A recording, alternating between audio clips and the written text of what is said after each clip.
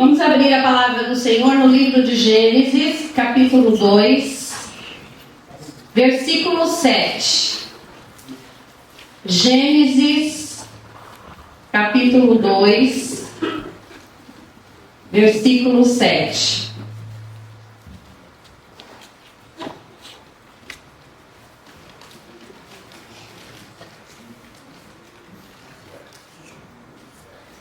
Aleluias, glórias a Ti, Jesus. Livro de Gênesis, capítulo 2, versículo 7.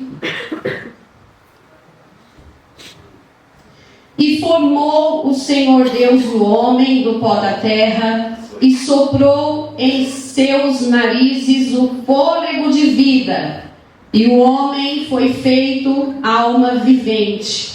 E plantou o Senhor Deus um lar no jardim do Éden, da banda do Oriente, e pôs ali o homem que tinha formado. Agora nós vamos para o versículo 18. E disse o Senhor Deus: não é bom que o homem esteja só. Far-lhe-ei uma ajudadora que esteja como diante dele. Havendo, pois, o Senhor Deus formado da terra todo animal do campo e toda árvore dos céus, os trouxe a Adão para este ver como lhes chamaria. E tudo que Adão chamou a toda alma vivente, isso foi o seu nome. E Adão pôs os nomes a todo o gado e as aves dos céus e a todo o animal do campo. Mas para o homem não se achava ajudadora que estivesse como diante dele. Então o Senhor Deus fez cair um sono pesado sobre Adão, e este adormeceu, e tomou uma das costelas e cerrou a carne em seu lugar. E da costela que o Senhor Deus tomou do homem, formou uma mulher e trouxe-a a Adão. E disse Adão: esta é agora osso dos meus ossos e carne da minha carne. Esta será chamada varoa, porquanto do varão foi tomada. Portanto, deixará o varão o seu pai e a sua mãe, e apegar-se-á à sua mulher, e serão ambos uma só carne. E estavam nus, o homem e a sua mulher, e não se envergonhavam. Amém? Amém. Os irmãos podem sentar.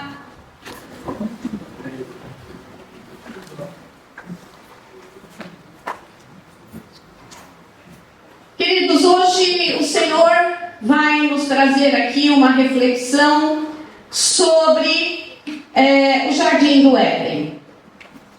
Nós percebemos que Deus, quando Ele criou o homem, Ele poderia ter criado o homem e ter deixado o homem livremente na terra que Ele criou, né? Poderia ter deixado o homem solto, livre na terra que Deus criou. Mas não, Deus, Ele tem assim uns detalhes na palavra dele, que a gente fala assim, poxa, né? Deus, Ele faz as coisas de uma maneira que muitas vezes até é incompreensível para nós seres humanos. Por que Ele fez uma terra tão grande e Ele quis fazer um jardim e deixar o homem dentro desse jardim?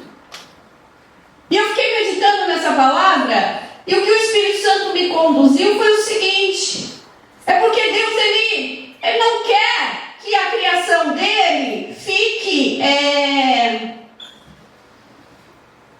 longe, distante dele. Mas Ele quer manter a sua criação, Ele quer manter os seus filhos próximos dele. E a forma dele manter o homem próximo dele seria colocando o homem dentro de um jardim pronto, onde ali Deus passaria todo o final de tarde para bater um papo com esse homem. Porque Deus, desde a criação do mundo, Ele demonstra dentro da sua palavra que Ele quer ter intimidade com o homem. Ele quer estar junto. com o homem, próximo do homem. E ele fez esse jardim para estar próximo desse homem. Colocou esse homem confortável num lugar cheio de árvores, frutos, ervas. Tudo que esse homem ia precisar estava nesse jardim.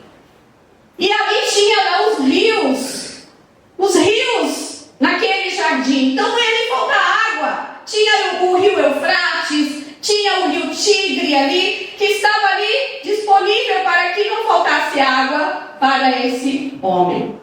Ou seja, Deus, quando Ele constitui algo sobre a vida do ser humano, Ele já tem um projeto completo. Deus, Ele faz projetos completos. Ele não faz projeto pela metade. Ele faz um projeto onde Ele já estabeleceu que o homem viveria naquele lugar para estar confortável. E que ali não faltaria nada. Só que Deus, Ele, além de ser esse Deus cuidadoso com o ser humano, Ele também é um Deus que se preocupa com detalhes emocionais das pessoas. E Deus, Ele percebe que o homem estava se sentindo só. Você percebe que Adão começou a colocar o nome nos animais. Então vinha o elefante e a elefoa. Aí ele olhava e falava, nossa, o elefante tem uma companheira. Aí vinha o tigre e a tigresa. Aí ele, mas o tigre também tem uma companheira. E eu? Eu não tenho uma companheira. E esse homem começou a observar isso, com certeza, porque Deus sonda.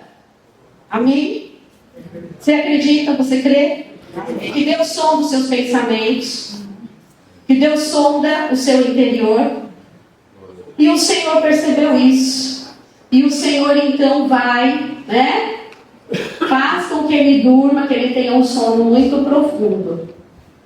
Retira ali uma parte ali da sua costela e faz a mulher.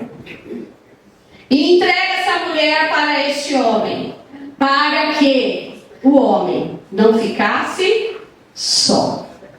E a partir daí é constituída a primeira família na face da terra. A primeira família passou a ser constituída ali.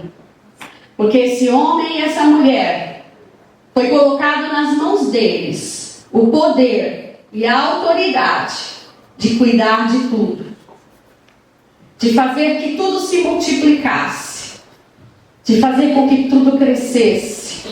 De ter filhos, de trazer gerações para adorar a Deus. Foi incumbido ao homem e à mulher a responsabilidade de trazer a herança do Senhor, que são os filhos. Então foi incumbido ao homem e à mulher de trazer a herança do Senhor. O Senhor fez Adão e Eva, mas a partir dali o Senhor falou, agora é com vocês.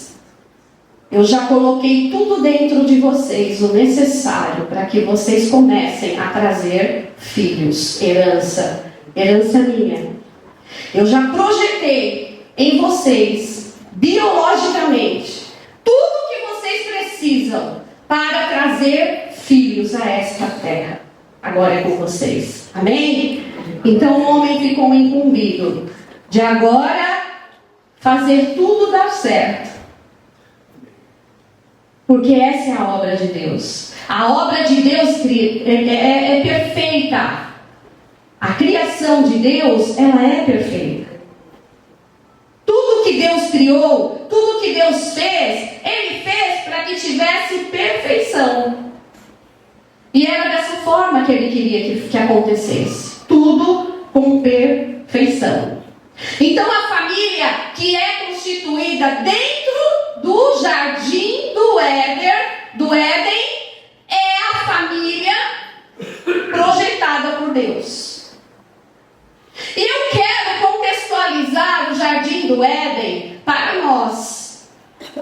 O que é o jardim do Éden para nós? Contextualizando para a nossa vida, para os nossos dias. O jardim do Éden para nós, queridos, é a nossa casa, é a nossa família. Você já percebeu que quando uma pessoa vai casar, a primeira coisa que ela tem que se preocupar é com a casa? Ela tem que se preocupar com o lugar que ela vai morar. O lar, onde vai ser esse lar? Onde vai ser essa casa? Porque a palavra diz, sairá de onde? Sairá da casa dos pais. Vai sair da casa dos pais e vai formar uma família. Então tem que sair da casa dos pais. E aí tem que projetar, tem que organizar, tem que ver como que vai fazer, onde vai morar, como vai morar, e montar a sua casa, e deixar essa casa linda, maravilhosa. Só que, se essa casa não tiver a presença de Deus, ela só vai ser uma casa linda e maravilhosa.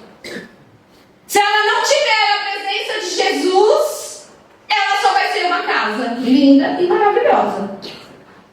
Mas se nessa casa, como no Jardim do Éden, tiver a presença de Deus, se o Espírito Santo puder estar ali, se Jesus puder se assentar na mesa, então ela vai ser o Jardim do Éden. Ela vai ser o lar. Ela vai ser o jardim, aquele jardim fechado, secreto daquela família. Porque a diferença da família que serve a Deus é que ela não vive numa casa, ela vive num lar abençoado. E esse lar se torna o Jardim do Éden. O início. A constituição, aquilo que Deus instituiu lá no início, esse lar passa a ser esse lugar. Porque é a vontade de Deus. E a vontade de Deus é boa. A vontade de Deus é perfeita. A vontade de Deus é agradável.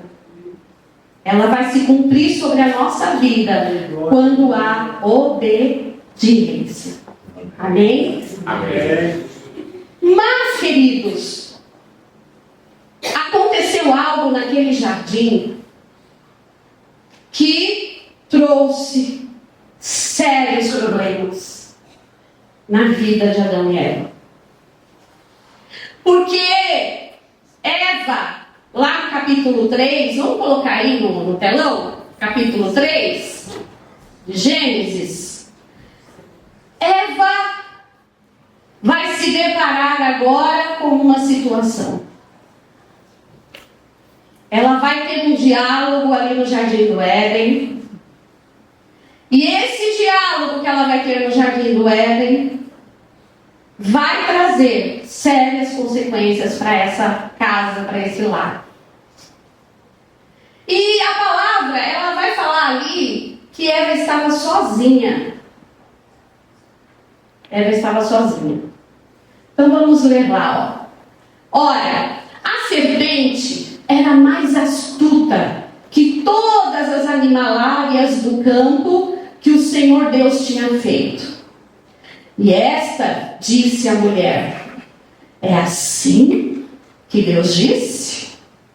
Não comereis de toda a árvore do jardim?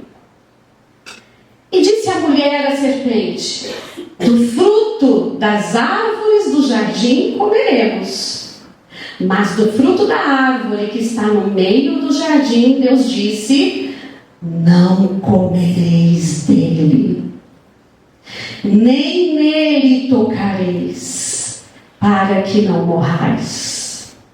Então a serpente disse à mulher: certamente não morrereis. Então a serpente disse à mulher: certamente não morrereis, porque Deus sabe que no dia em que dele comerdes, se abrirão os vossos olhos, e sereis como Deus, sabendo o bem e o mal. Olha isso. Irmãos, Satanás é muito astuto. E a palavra fala lá nas cartas que ele sabe muito bem trabalhar, Ele arma ciladas. Por isso que fala lá, né? Cuidado com as ciladas do maligno. Tomem cuidado com as ciladas do maligno. Ele arma ciladas. Satanás, ele é expert em fazer armadilhas na vida da família. E a serpente ali foi usada, porque ela era um animal muito astuto, e ela foi usada para trazer essa conversa, para trazer este diálogo para Eva. Porque a serpente provavelmente era um animal que circulava tranquilamente ali próxima onde estava Adão e Eva. Ela vivia circulando por ali. Então a serpente era um animal comum para Adão e Eva. No convívio deles, a serpente era comum ali. Passava por eles, para lá e para cá, e para eles estava tudo bem. É a criação de Deus. Só que, naquele momento, ali, Eva não se atentou.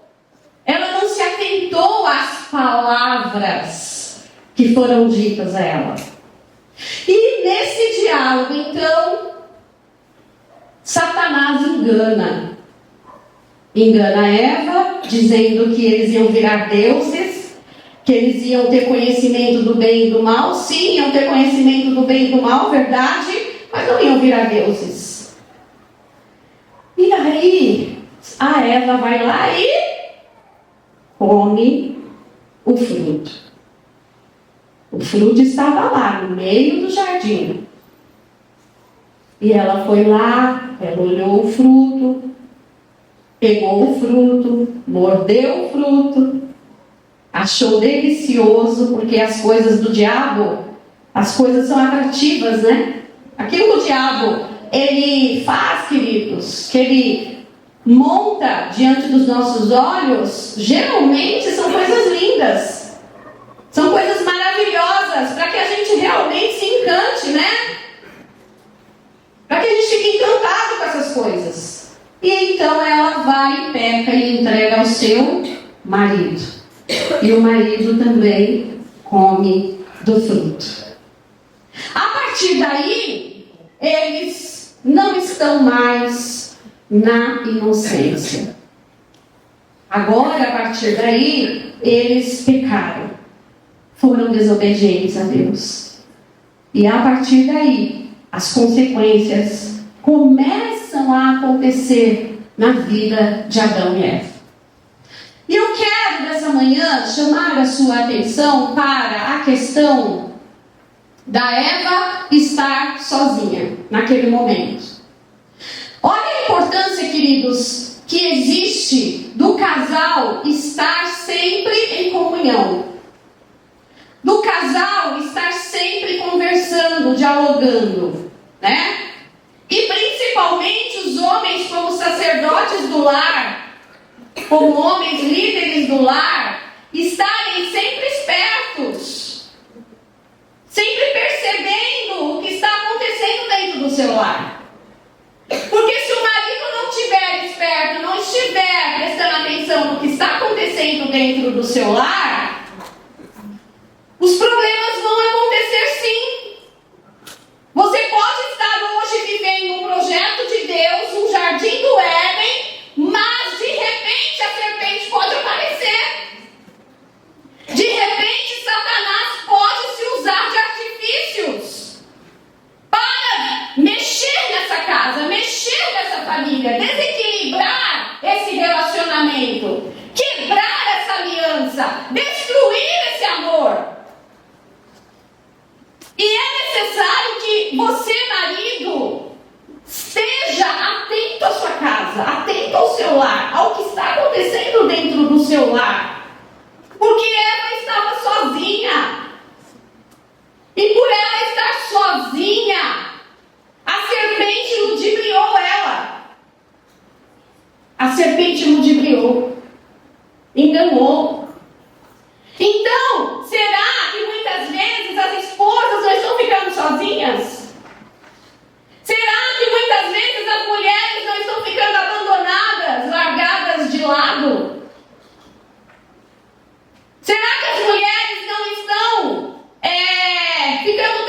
sozinhas que as brechas estão aparecendo e surgindo dentro deste lar?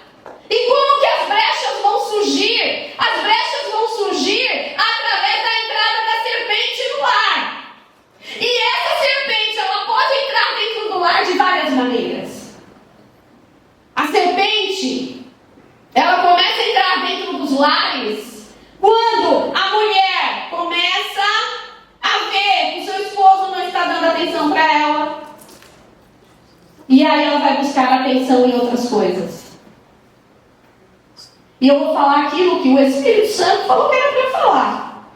Amém? Amém. Então, a mulher, desprezada pelo marido, fica lá abandonada, cozinha, lava, passa, cuida da casa, cuida dos filhos. E cadê a atenção do marido? Cadê o carinho do marido?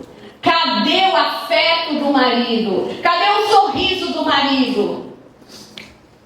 O marido não está nem aí, ele chega do serviço, ele larga o sapato no canto e vai pro sofá. E não se preocupa que ela trabalhou o dia inteiro, porque dona de casa trabalha muito. E quem trabalha fora trabalha mais ainda. E é nessas brechas que a serpente vai na cabeça, na mente da mulher e começa a soprar e falar: ó, abre a internet, abre o teu celular, vai olhar as redes sociais. Lá nas redes sociais está falando que você está num casamento tóxico, que você não está sendo amada. Aí a mulher vai lá na internet e ela vai ver várias postagens de mulheres, né? Falando: hoje sou feliz. Hoje sou feliz, me divorciei. Hoje tive minha liberdade. E aí ela vai vendo essas postagens, e essas postagens estão vindo de quem? A serpente. Gente, claro que hoje, tudo que nós conversamos, e eu quero que você saiba disso, e quem trabalha aí com internet sabe disso, tudo que a gente fala e conversa, o Google capta. Tá? O Google capta. Tudo que a gente fala, o Google capta no microfone do celular.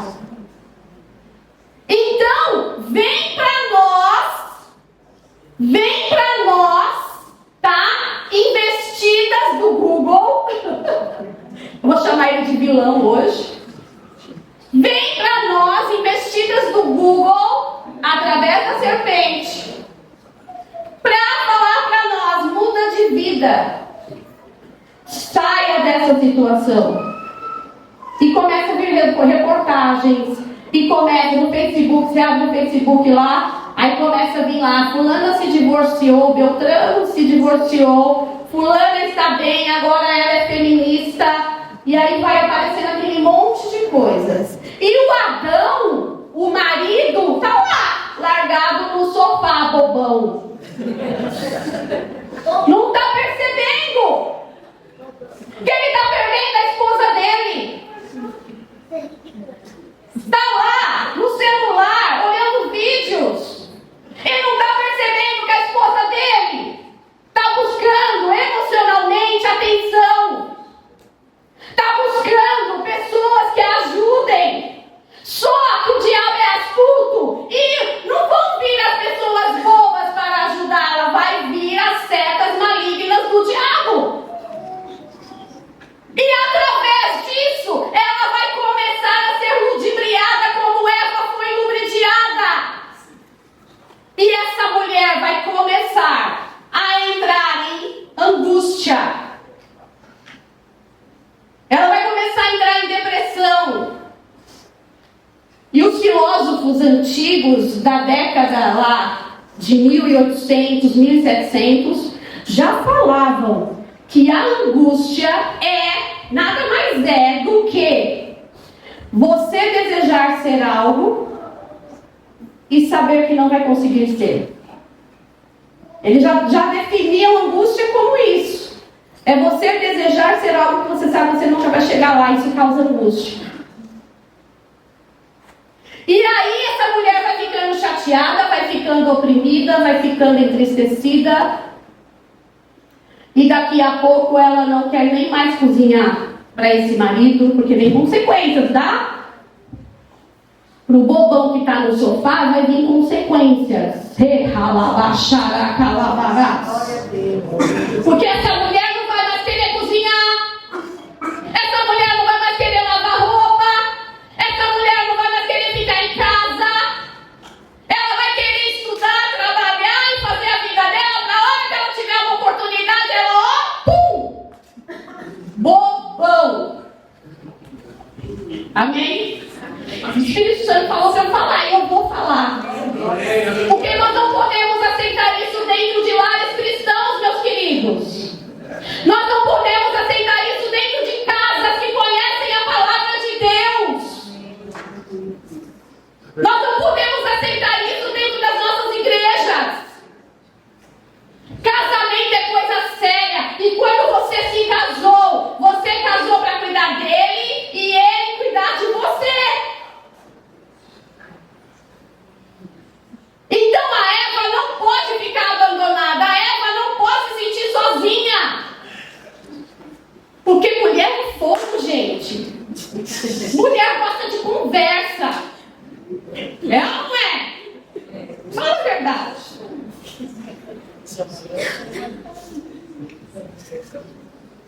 Mulher gosta de conversa. Mulher gosta de relacionamento.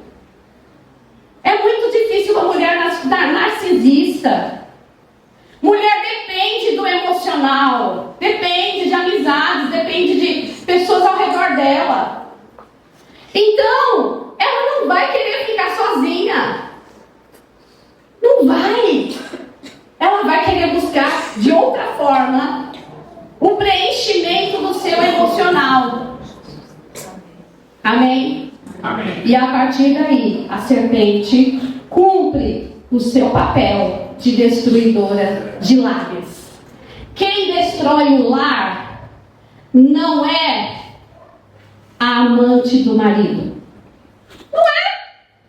Não é a amante que destrói o lar.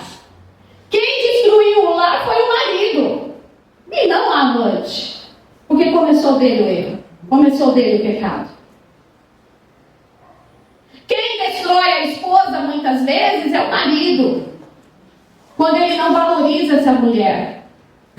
Quando ele não olha para essa mulher com os mesmos olhos que ele olhou no dia que ele se apaixonou. Se você não olha mais para sua esposa da forma como você olhava quando você se apaixonou por ela, começa a mudar isso. Começa a se lembrar do que você gostou nela. O que você fez você se apaixonar por ela? O que fez o José Luiz se apaixonar pela baixinha aqui? Briguenta. Era, né, irmãos? Era, briguenta. O que fez você se apaixonar por essa mulher que está do seu lado aí hoje? Você tem olhado para ela da mesma forma que você olhava antes? Ou você também agora fica tanto na internet que você está achando que as mulheres da internet são melhores do que a sua esposa? Grande erro. Grande decepção. Achar que a da internet é melhor do que a sua. Porque a da internet muitas vezes está cheia de problemas. Mas a hora que ela posta que ela está rindo, que ela está linda, que ela está plena, que ela não tem problema nenhum. Mas a sua, aquela que você escolheu para estar do seu lado, a Eva, essa daí é batalhadora, essa aí está do teu lado desde quando vocês se casaram. E quer que tudo dê certo, amém? Amém. Mulheres, vocês querem que tudo dê certo? Amém. Amém, eu também quero. Então, o problema de Adão e Eva lá no Jardim do Éden, primeiro, foi que Eva ficou sozinha. E a gente precisa voltar a essa comunhão. A gente precisa voltar ao diálogo, meus queridos. A gente precisa voltar aos bate-papos e conversas. Outro dia eu fui muito criticada onde eu trabalho, Porque o pessoal tem costume, eu não tenho esse costume, irmãos. Eu vou falar para vocês. Eu não tenho isso. Não. Eu converso muito com meu marido sobre isso. Eu trabalho com mulheres que são casadas e elas têm o costume de sair com várias amigas para beber à noite. E eu sou criticada porque eu não vou. E um dia eu falei para ela, e aí elas falaram assim para mim: Ana, você tem que ter amigas. Você tem que ter amigas, Sileide, para passear. Eu falei: não, meu amigo é meu marido. E eu fui criticada. Falei: o meu amigo é meu marido. Ele é o meu ombro. Ele é aquele que eu sento na mesa para conversar. Ele é aquele que eu chego em casa contando as histórias da escola para ele, coitado. Haja ouvido. Ele é aquele, sabe, que se eu tiver que chorar, eu choro com ele, a gente chora junto, a gente conversa, a gente tem o diálogo. E eu falei para elas: não, o meu amigo é meu marido. Eu saio com o meu marido. Sai para beber, irmãos. Eu saio com o meu amigo, com o meu marido. Né? Para ajudar, né? E eu disse para elas: eu saio com o meu marido, eu passei com o meu marido, eu vou almoçar fora com o meu marido. Eu não tenho esse hábito de, vou sair com as amigas. Como assim? E aí lá vão conversar sobre um monte de baboseira, falar de homens lindos, maravilhosos, que elas acham, falar mal dos maridos delas, que elas falam. E o que eu vou estar fazendo lá? Se eu estou no jardim do Éden. Amém? Amém? Se no meu Éden tem tudo o que eu preciso.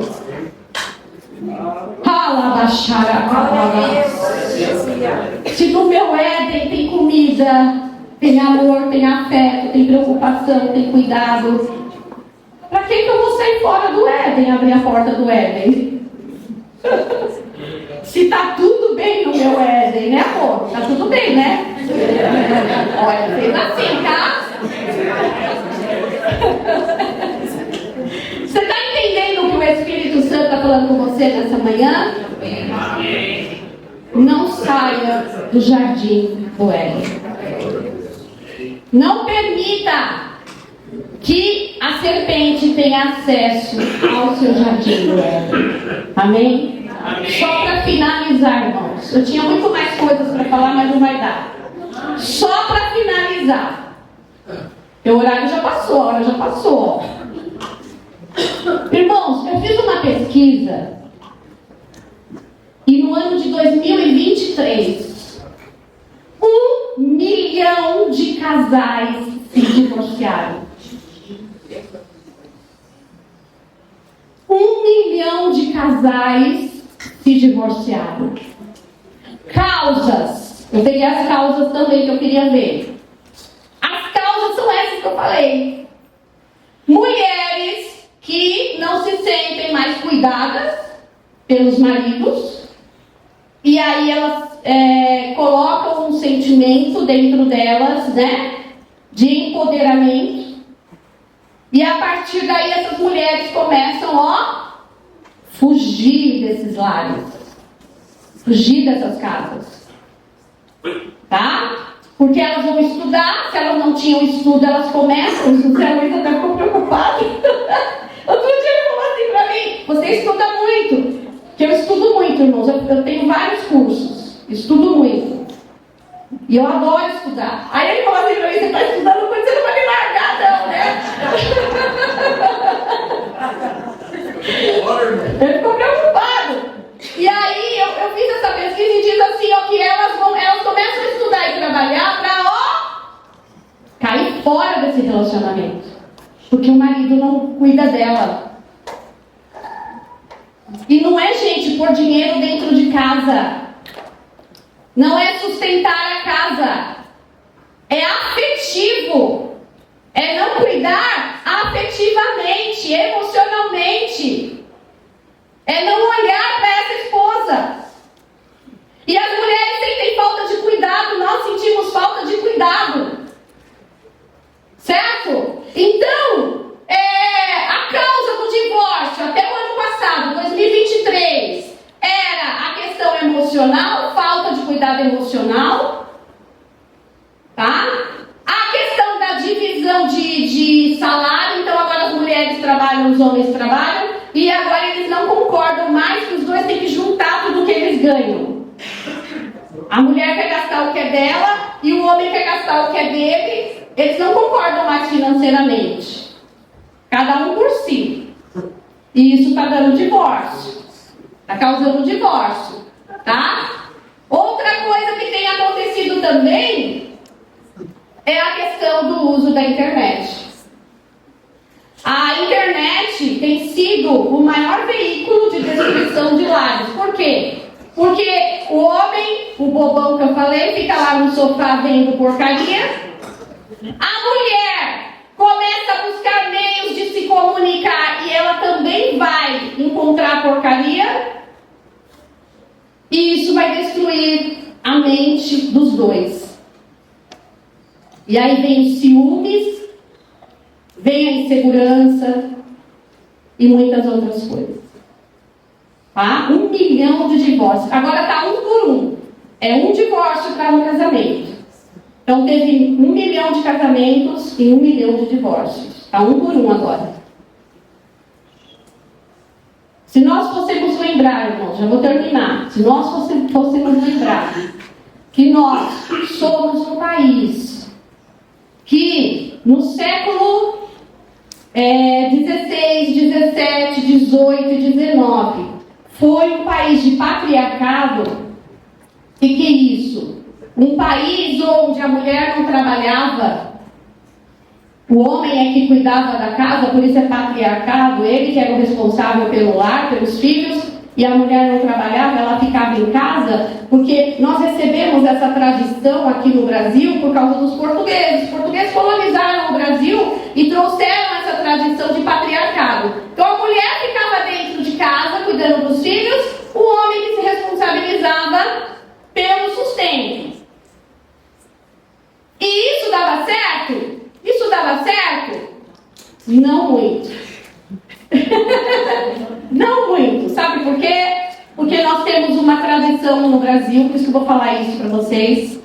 Nós temos uma tradição no Brasil de adultério, de poligamia, muito forte, que já veio daquela época, até o século XIX. Muita poligamia no Brasil. O homem que tinha várias mulheres, várias famílias. E a esposa tinha que aceitar, porque não tinha lei. E tinha muito adultério, relacionamentos ilícitos. Naquela época, do século XVI ao século XIX. Só que tudo isso ficava escondido. Ninguém sabia. Por quê? Não tinha internet. Não se divulgava essas coisas. Então muita mulher sofria dentro de casa. Muita mulher apanhava dentro de casa naquela época. As pessoas falam de violência doméstica hoje, mas a violência doméstica já existia desde quando nós somos colonizados. E já tinha violência doméstica naquela época, mas ninguém falava. E quando a mulher ia reclamar na igreja, porque naquela época o catolicismo quem comandava, quando ela ia reclamar na igreja para o padre falava para ela: minha filha, mas você não pode se separar. Você tem que manter esse casamento. E aí essas mulheres estavam sofrendo durante muito tempo. Então, por que eu estou falando isso para você? Porque nós temos leis a partir do século XX. Nós temos leis de divórcio a partir do século XX. Agora a mulher pode se divorciar. Nós temos leis contra a violência. Mas nada mudou. Sabe por quê? Porque são culturas. São culturas que vêm se arrastando no nosso país. E ainda existe essa cultura no nosso país. E nós, como cristãos, precisamos orar para caírem essas cadeias, para cair essa corrupção nos lares, para cair tudo isso que já vem se arrastando de muito tempo. Então não ore, querido, só pela sua casa. Não ore só pelo seu jardim do Éden. Mas ore também pelo Brasil. Ore pelos governantes do nosso país.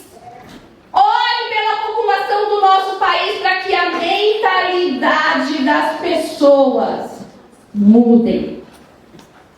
Porque nós temos uma cultura no nosso país de tudo isso que eu falei para vocês. Amém? Vamos ficar de pé. Aleluia. Desculpa aí os homens. Perdão, tá? É a palavra de Deus. Amém? Amém. E o Senhor está chamando a atenção do Adão aqui.